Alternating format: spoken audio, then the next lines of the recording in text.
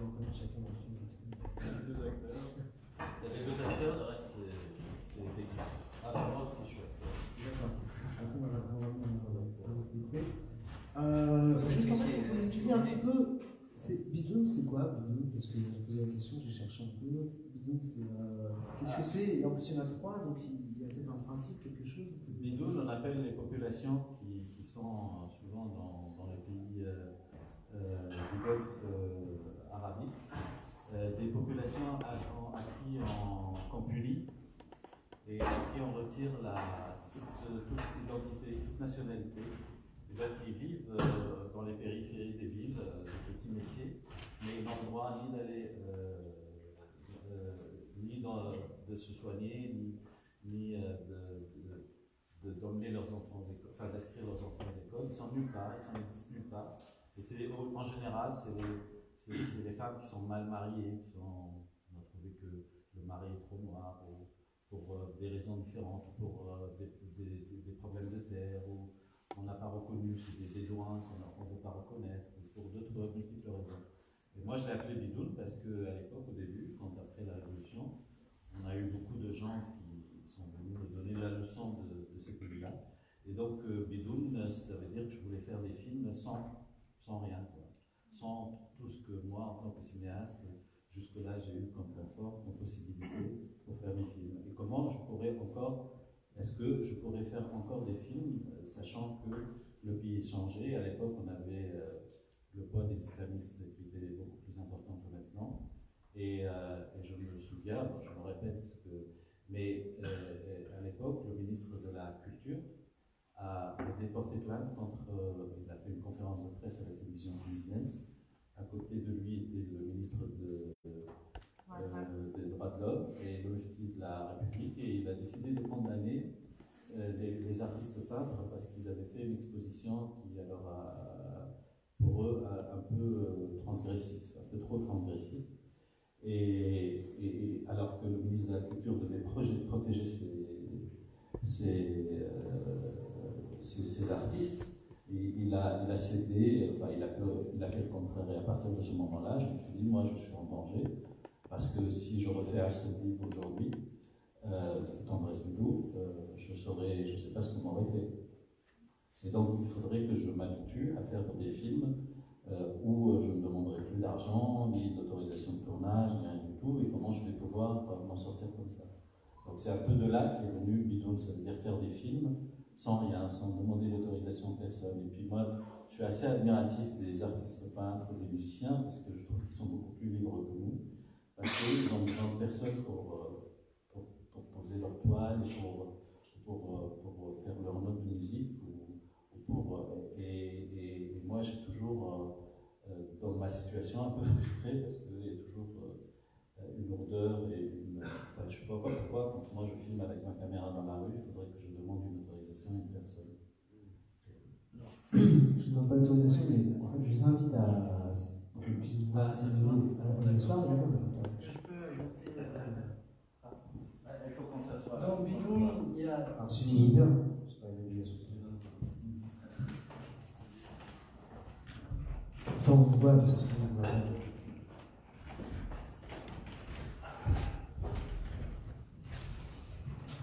Alors, juste, merci pour ce film.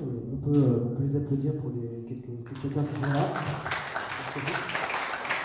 Merci. Alors, vous dire. Je voulais juste ajouter qu'il y a dans Bidoun, il y a la dimension d'une certaine polysémie au niveau linguistique. Bidoun, c'est bidon déjà. Dans le langage quotidien tunisien, on dit souvent de quelque chose qui n'est pas défini, qui ne sert à rien, bidon. Voilà, c'est bidon. En français aussi. Et initialement, c'est bidon rouille, sans identité. Ça veut tout dire. Et dans la série de Bidou, les 3 films, je crois que Gilène a voulu parler de ces gens non identifiables, en quelque sorte, qui n'appartiennent, on ne peut pas les classer, inclassables, marginaux, qui n'ont pas d'identité. Ils ont leur propre identité, ils vivent dans leur monde, mais ils ne font pas partie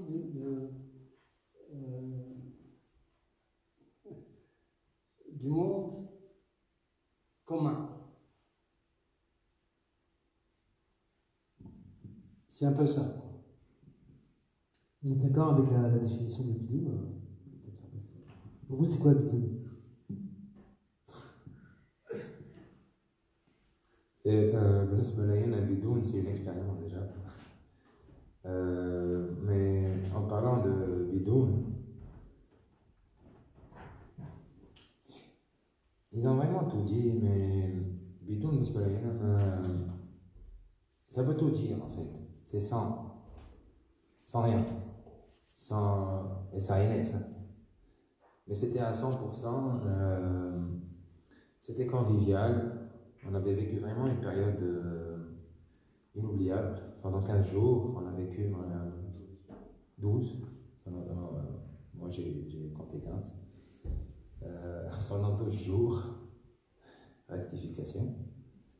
Pendant 12 jours, on a vécu vraiment dans des conditions conviviales où bon, je vais parler en arabe et en français, en tunisien direct et en français parce que je ne peux pas vraiment gérer le français en ce moment. عشنا pendant une période vraiment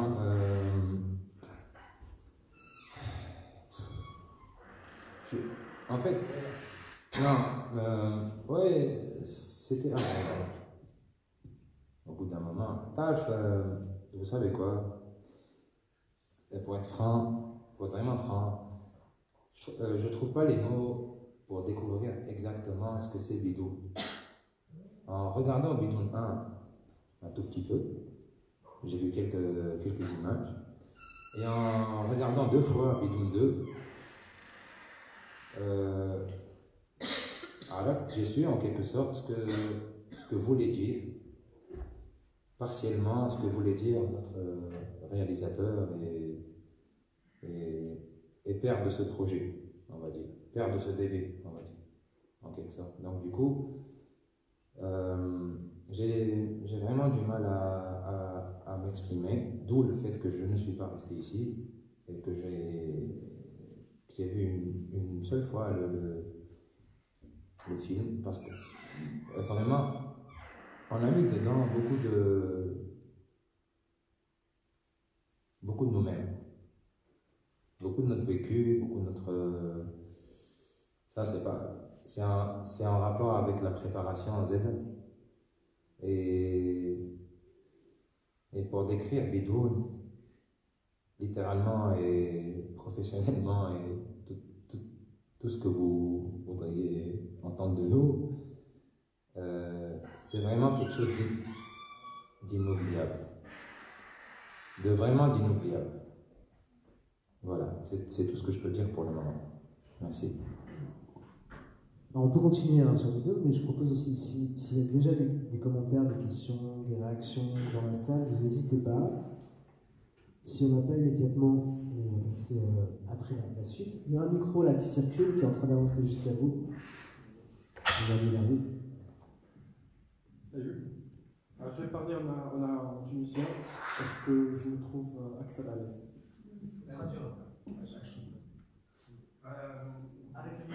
D'accord.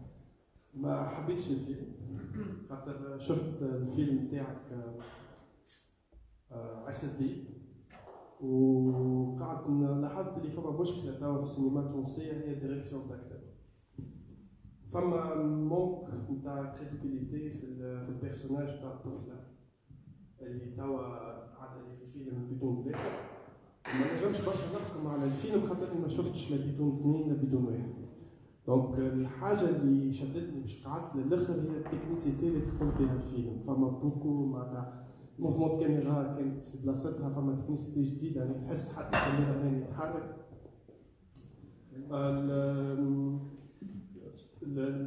المشهد اللي كانت فيه الوجوه نتاع البنات فلو، وبعد شوي بشوي بشوي ولينا نشوفوا في البيرسوناج واضح. مي في رد هيك معناتها نتابع الفيلم في بلايص اخرين نخرج جمله مثلا نتاع الدروت وكيفاش دخلوا للدار، ما نصدقش برشا، ما نمنش، ما ندخلش فهمتني. ونشوف لي ديريكسيون داكتور في الفيلم تاعك عرش الذيب كان احسن برشا من الفيلم هذا، ونثمن مجهود الجروب الكل واخدين صحيح الاكتور Quelqu'un veut m'expliquer ce qu'il a dit? Oui, je vais traduire. Il n'a pas aimé le film et il trouve que les acteurs ne jouent pas bien, et surtout la fille, et que j'étais mieux dans Tendresse Doudou comme directeur d'acteur par rapport à ce film. Et qu'il y a des moments où il est sorti du film, mais d'autres, il a apprécié. Donc, et la question, c'était quoi? La question pas... La question, non, il n'y a pas de question, c'est un avis qu'il a donné. D'accord. Très bien. Alors, il y a une question peut-être derrière. Après, on continue, hein, Bidou, c'est quoi pour... il y en a un qui s'est enfui d'acteur, mais... Alors, cher monsieur, une question, hein, en français. Une question comment? Bon, lorsque j'ai vu l'affiche du film, donc, je me suis dit, est-ce que cette éolienne est du Bizerte ou bien de l'éolienne de Hawaï? Mais dans le film, j'ai découvert que c'est du Bizerte. Oui.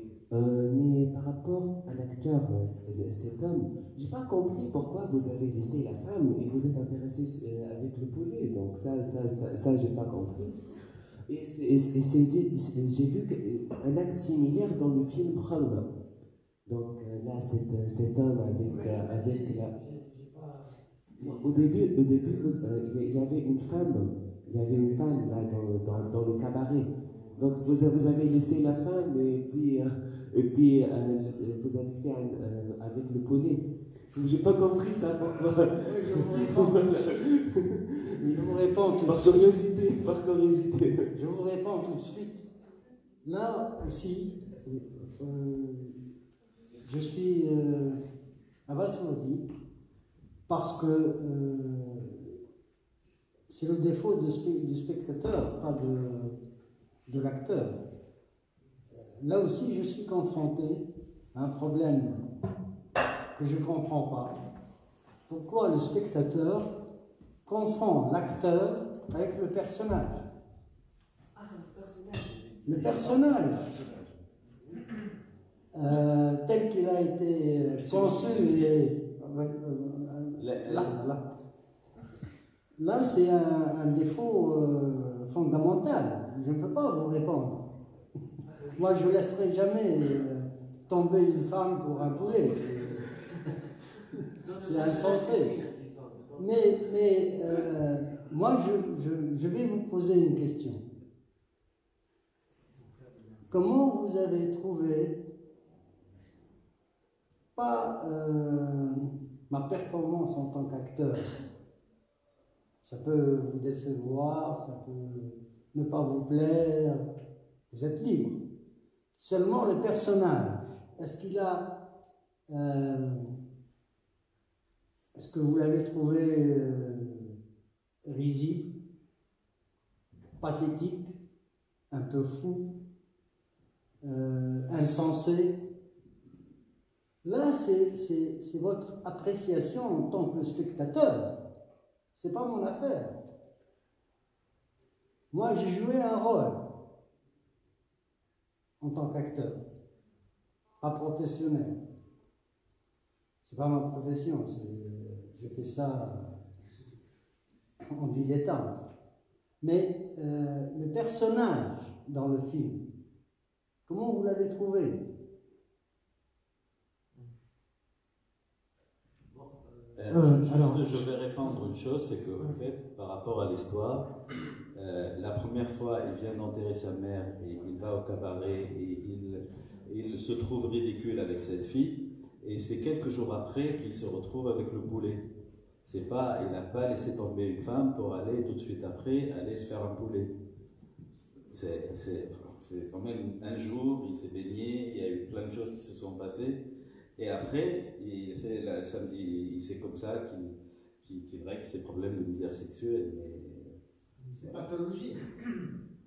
Ça fait partie du personnage. C'est pas un personnage normal. Alors juste, on ne va pas forcément répondre tout de suite à la question. J'ai vu qu'il y a deux personnes qui ont posé une question ici et là. On va juste les laisser poser des questions pour faire un peu l'échange avec le public. Tous les deux, vous n'avez pas terminé de dire ce que c'était bidon, donc on va continuer. Alors il y a une question ici, des questions s'il vous plaît, et une question. Tout d'abord, je remercie Chélène pour le film et l'équipe et tout ce qui est autour.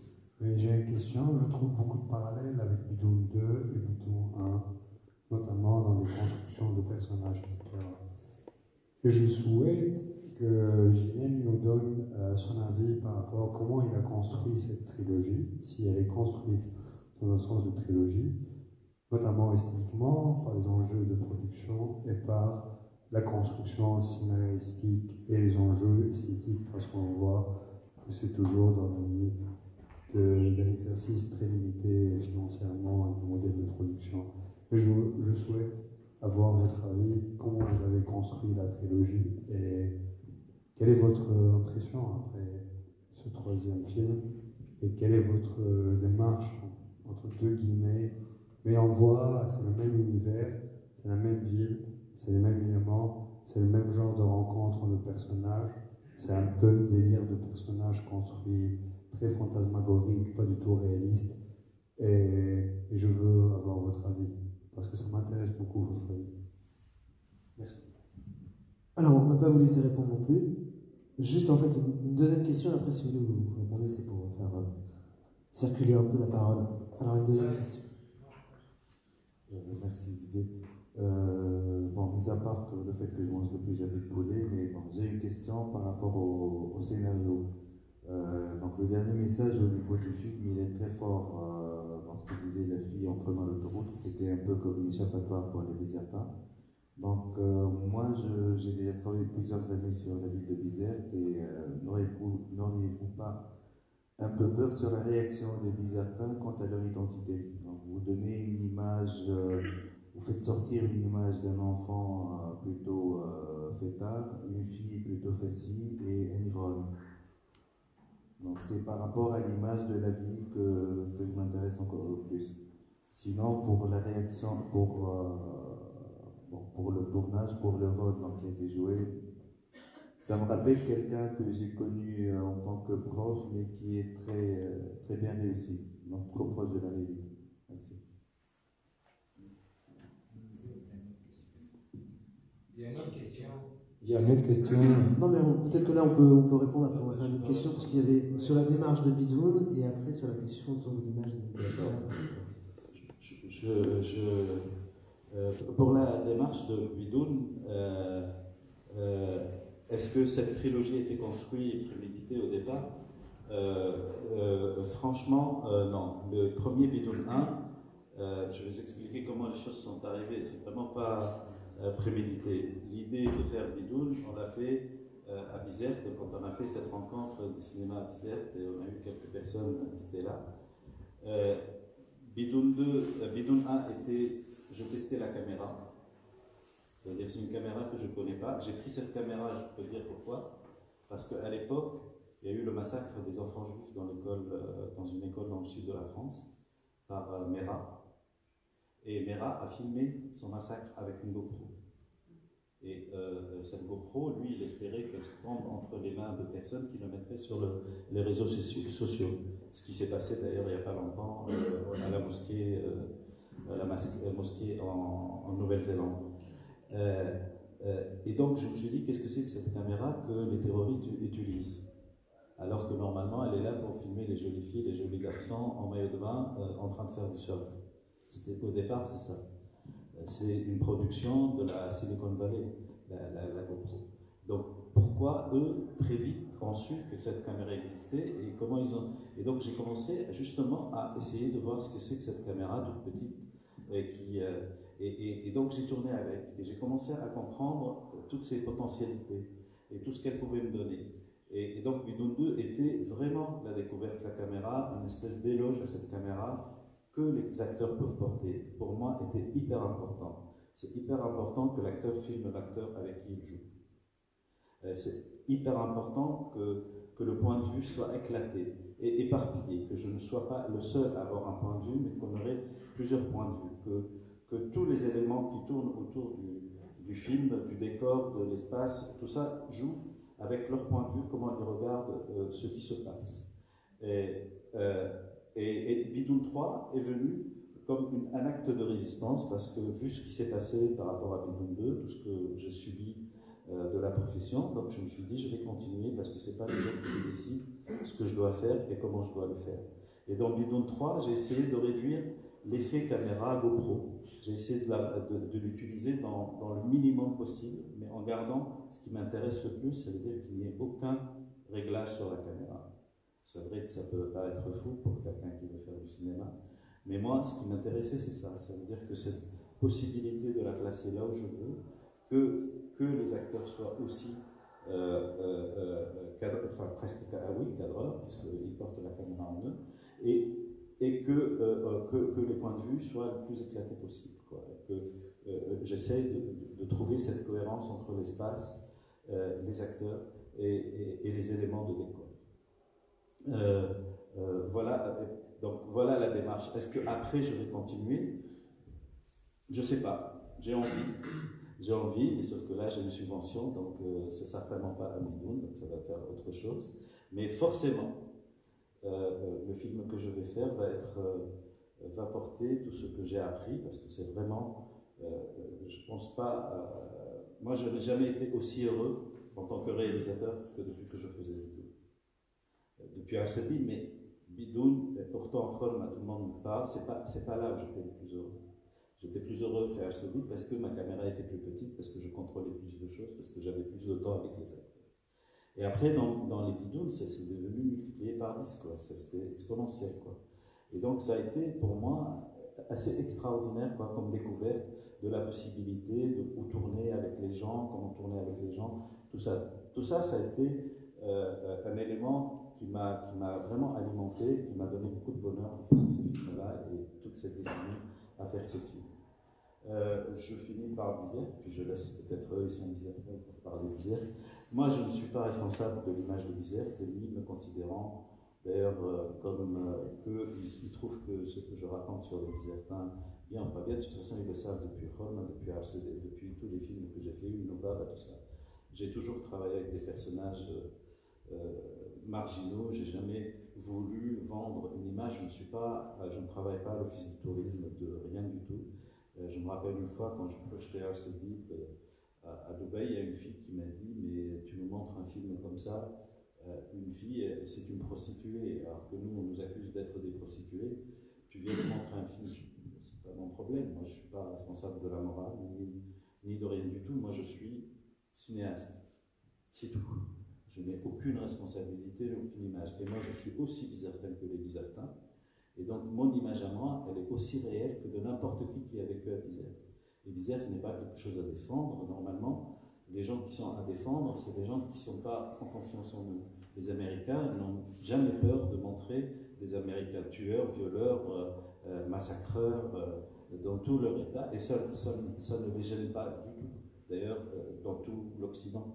Il n'y a que nous qui ont l'impression qu'à chaque fois qu'on fait une image, il faut qu'elle soit, voilà, comme nous a appris Ben Ali, qu'elle soit jolie et favorable et positive, quoi. Moi, c'est pas mon truc, je ne suis pas là pour rendre les choses plus belles tellement. J'amène une forme de poésie, certains seraient sensibles, d'autres pas, mais je ne suis pas là pour défendre une image, je ne suis pas du tout responsable de Bizerte, même si c'est une ville où je vis, et si j'y vis, ça veut dire que j'y plais. Juste avant de reprendre des questions, parce qu'on a deux comédiens qui sont sur la scène et qui n'ont pas parlé. Ils ne sont pas des comédiens, c'est des techniciens. Ils ont le droit de parler ou pas? Si, bien sûr. Technicien, dites-nous un petit peu, Bidoun, pour vous, c'est quoi votre implication, comment ça s'est passé, comment vous êtes retrouvé à... des comédiens. C'est eux qui ont fait le film. on a tous fait le film. Parlant de Bizerte, pour moi, c'est. On ne parle pas de Bizerte. J'ai pas eu l'impression que Gileni a fait un film sur Bizerte. Il a fait un film sur des personnages, sur des gens qui par hasard vivent à Bizerte. Et on les connaît. Le personnage de Momo, pour moi, j'ai l'impression que je l'ai joué en me référant à des personnages que j'ai connus. Les alcooliques, à Bizerte, il y a des alcooliques. Beaucoup d'alcooliques. Des gens bizarres et un peu barjots, si l'on veut, oui. Ça existe. À Bizerte comme ailleurs.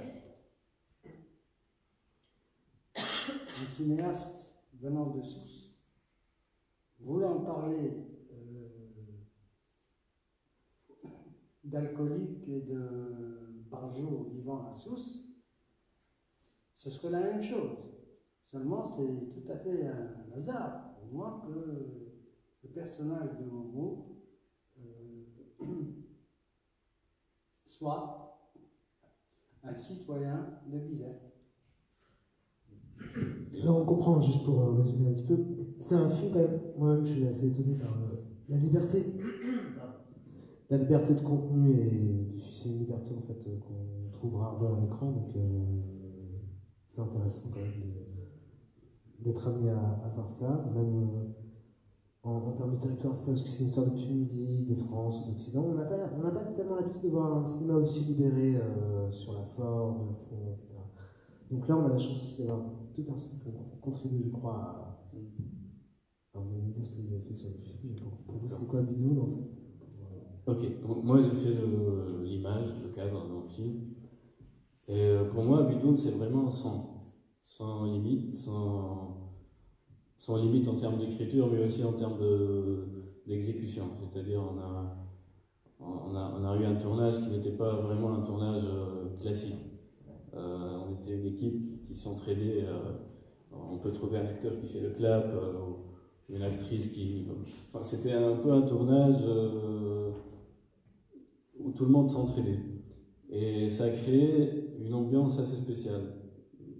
Et pour moi aussi, c'est l'initiative d'un cinéaste qui voulait se libérer et s'essayer vraiment avec la technologie, avec tout ce qu'on peut faire maintenant, et de dire aux jeunes cinéastes qu'il faut y aller, quoi, qu'il faut faire des choses sans vraiment attendre une aide de l'État ou une aide. Donc c'est vraiment un coup de pouce. Voilà. Pour moi, c'est ça.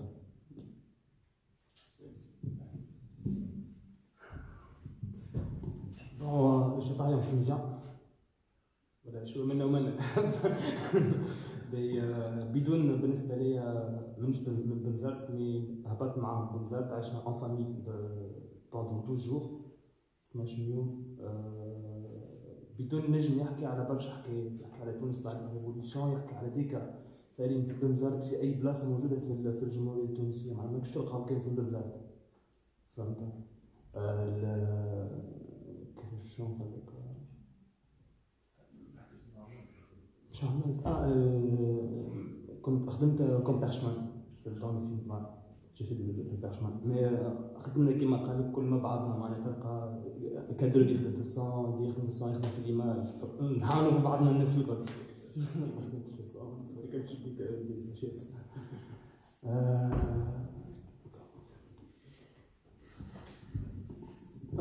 Est-ce qu'il Il a dit qu'on était une famille. Oui, une famille, 2 jours. Enfin, j'ai un peu compris une famille, 2 jours bizarres. Est-ce que vous... Alors, on va prendre les dernières questions. Donc, tous ceux qui veulent poser des questions, vous levez la main maintenant. Voilà, vous avez. Voilà. Après des commentaires ou des réponses. Mais Brabi, présentez-vous avant les questions. ما نعرفوش à qui on non D'accord. Alors, mais- on va commencer par ici. Moi, je suis curieux, les gars. Je veux savoir. Bonjour, merci beaucoup pour le film, c'était très émouvant. Vous ne m'entendez pas? Non. Merci pour le film, c'était très émouvant. J'ai beaucoup de questions à poser, je crains d'être un petit peu long. Bidoun, j'ai l'impression dans le film, celui-ci, les précédents, mais pas seulement dans les bidous, il y a une cohérence avec le reste de votre filmographie, il me semble. C'est aussi l'histoire d'une disparition. Là, je pense à Jason Kay, peut-être parce que j'ai vu le dernier Jason Kay il n'y a pas longtemps. Mais il nous montre un pays qui disparaît, il nous montre des paysages massacrés. Et vous, j'ai l'impression que vous prenez ça par l'autre bout de la lorgnette, en fait. Vous nous montrez des paysages absents. On est dans des plans rapprochés. On est dans ce qu'on appellerait des non-lieux, dans des hôtels, dans du standard, de l'inhabité, du pas approprié par les êtres.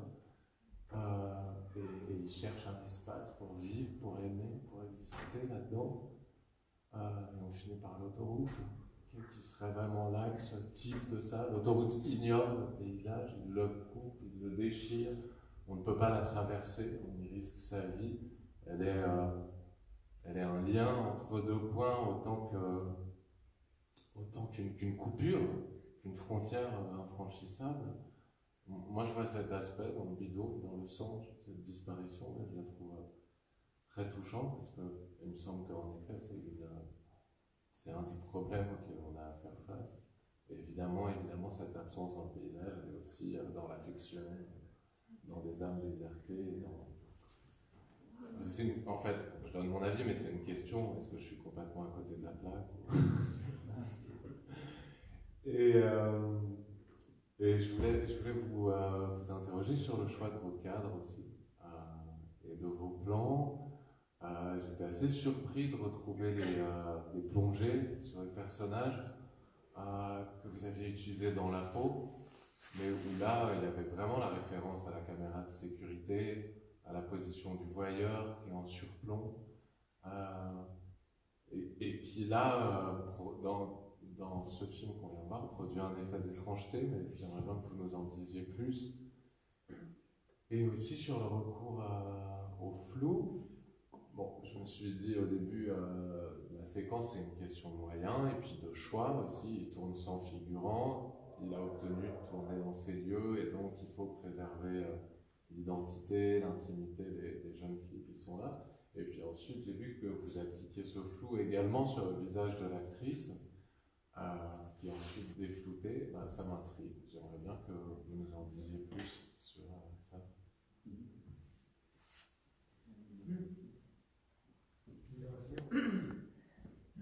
Vous allez retenir toutes les questions. Ouais. Alors, il y avait quelqu'un par ici. Vas-y. Bonsoir. Alors d'abord, je voulais vous dire que j'ai trouvé techniquement le film très intéressant dans la mesure où les plans, en fait, on avait l'impression d'être des voyeurs, d'être des personnages, d'être à l'intérieur du film. Donc d'abord, bravo pour ça. En ce qui concerne le scénario, on constate que les personnages sont des personnes sans identité, mais totalement déconnectées de la réalité. Donc du coup, on ne connaît pas d'où ils viennent, on ne connaît pas leur histoire. Donc ça, c'est quelque chose de bien, mais en même temps, en ce qui concerne le jeu d'acteur, on voit des personnages qui sont mine de rien effacés. Et je voulais savoir si c'est fait exprès, si c'est un parti pris, le fait que les personnages, ou les acteurs d'ailleurs, soient effacés, ou est-ce que c'est juste une flemme en quelque sorte, ou un bâclage en fait, ou c'est un parti pris, ou un problème de production en fait. Voilà ma question. Merci. Il y a encore une question là.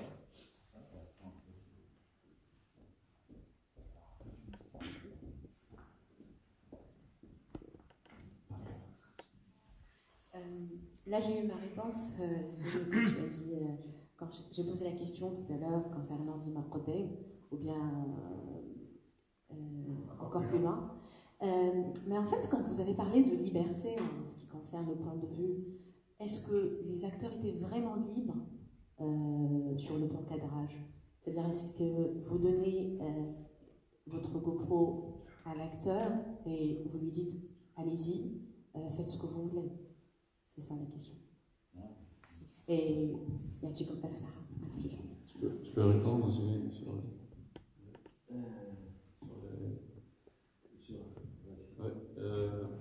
en fait, même si la caméra elle est trop petite, c'est facile de la mettre n'importe où, mais pas du tout en fait. Tout a été... il y avait presque un découpage comme dans le cinéma classique. Des fois, je propose des choses à Julien et il me dit pour raconter quoi. Donc, tout a été. Il y a eu des scènes où le style a été imposé avant le tournage en fait. Par exemple, la scène de l'agression, on s'est dit que ça sera une caméra portée pour toute la scène. Et portée par les acteurs. Donc, c'est vraiment un découpage déterminé avant le tournage. Au fait, oui, par rapport à l'utilisation de la mise en scène, enfin, du découpage, en fait, j'essaie d'organiser au fait, un dispositif où je dis ce que je ne veux pas faire. Et après, tout ce que je veux faire, il est dedans, mais il est réglé par un principe, comme une espèce de grammaire pour qu'on puisse se retomber sur les pieds. On sait qu'on va à cette situation-là, si par exemple il y a la voiture elle va avoir une caméra sur le capot à cet endroit-là. Quand ils sont dans la voiture, la caméra est en face d'eux, on ne voit que ça. Mais ça, c'est une organisation nécessaire parce que sinon on se perd. Par contre, par rapport à la liberté des acteurs, au fait, la liberté des acteurs que certains perçoivent, c'est que ce qui empêche les acteurs de jouer librement en fait, dans les films actuellement, c'est quand on met beaucoup de lumière. Et on a peur que l'acteur sorte de la lumière. Moi, je vais enlever la lumière. Donc, tant qu'il ne sort pas du cadre, tout va bien. Donc, ça veut dire que je ne vais pas dire à l'acteur, marche devant, de pas, puis tu tournes à droite et à gauche, parce que sinon tu sors de la lumière ou des trucs. Tant qu'il est dans le cadre, puis la caméra elle bouge, donc il peut faire ce qu'il veut, et donc il y a une espèce de liberté de jeu qui l'aide, et surtout que je travaille souvent avec des acteurs je n'aime pas les acteurs qui ont une technique. J'ai appris ça avec Mohamed Graya, donc même si Mohamed Graya a une technique, mais il peut s'en passer. Donc voilà, ça c'est par rapport à la liberté des acteurs. Sinon, par rapport à est-ce que la question écologique, c'est ça que vous posez, la question du territoire, de l'espace, bien sûr qu'elle est, mais elle est dans tous mes films, pareil. Ça veut dire que moi, ce qui m'intéresse, je me rappelle quand j'ai tourné Rome, j'avais 2 producteurs, un belge et un français, 2 coproducteurs, et j'ai fait les régisseurs ou les directeurs de production qui travaillaient avec moi, qui devaient les balader, je leur avais interdit qu'ils leur montrent le vieux port de Bizerte, pour qu'ils ne me cassent pas les pieds, pour que j'aille tourner dans le vieux port. Moi, le lieu n'a pas de sens pour moi, sauf s'il est habité par un personnage. Donc, montrer un beau pays, ça ne veut pas dire que ceux qui le font se trompent. Moi, c'est pas un truc qui m'intéresse comme ça. Il faut qu'il soit à travers le regard, à travers le vécu, à travers la sensation de quelqu'un qui le vit. Donc, et évidemment, l'autoroute, c'est cette liberté en même temps, parce que c'est celle qui nous permet de sortir de Bizerte, mais aussi c'est cette prison, parce que c'est une prison, parce que c'est une balafre qui est là, dans cette nature-là, qui n'existe plus, tout ça. Et puis l'autre, est-ce que... Ah oui, évidemment, moi, si même je change de démarche, je change d'attitude, je suis toujours chez Delissa, j'ai toujours ma propre énergie, j'ai la même enfance, vous savez que l'enfance, c'est la source de toute la création. C'est ce qu'on a porté en nous, en grandissant, qui nous reste après, et quand on essaye de le revivre ou de le recycler tout le long de nos actes. Donc forcément, je suis le même. Dans mes films, il y a forcément une continuité sur le choix des personnages, sur les lieux, ou la façon de filmer, ou le rapport au gros plan, le rapport au travelling, ou le rapport à la plongée. Et la plongée, je ne l'ai pas commencé dans la peau. dans la peau, ça a été vraiment là où je l'ai fait, parce que j'ai utilisé la caméra de surveillance directement, et là, c'était clair. Mais dès Rome, la caméra, c'était la plongée était fondamentale dans la narration. Le personnage était toujours en plongée quand il était en danger. Il y a comme ça une idée pour moi, ou dans Al-Sadid, quand il y a le viol, quand il fuit, quand tout ça, il y a toujours la plongée, parce qu'il y a toujours cette idée qu'on est regardé. Et moi, je ne sais pas, c'est peut-être j'ai hérité de ça de l'enfance. On me dit, si tu fais quelque chose, cache-toi, sinon Dieu te verra, ou, je ne sais pas. Mais je trouve qu'il n'y a pas que moi, il y a Scorsese qui travaille beaucoup sur la plongée. Et moi, je trouve que c'est un élément qui m'apporte. Et alors, dans ce film, dans le troisième, c'est ça, ce qui m'a intéressé, et là, je ne l'ai pas justifié. Là, je l'ai tourné comme un principe de tournage. Et j'essayais de voir comment, j'en ai enlevé des coups parce que ça ne marchait pas tout le temps. Mais j'avais besoin, comme ça, de troubler, puisque c'est la question du point de vue et comment l'éclater. Voilà. Et sinon, si par rapport aux acteurs, peut-être je laisse est-ce que c'est du bâclage? Non, je pense que tout ce que vous avez vu dans le film, je l'assume entièrement et je l'ai choisi. Je suis quand même assez âgé. C'est mon 11e film, ou mon 12e film.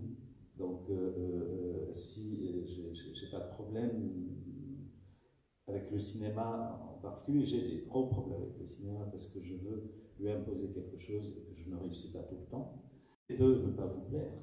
Donc c'est un parti pris. Ah bien sûr, c'est un parti pris, bien sûr.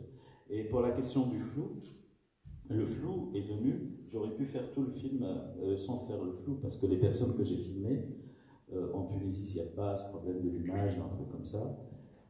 Mais c'était au départ, j'avais décidé d'intégrer une forme, comme ça me plaisait assez de montrer que moi aussi dans ma fiction, s'il n'y avait pas une actrice que je floutais, je ne l'aurais pas fait.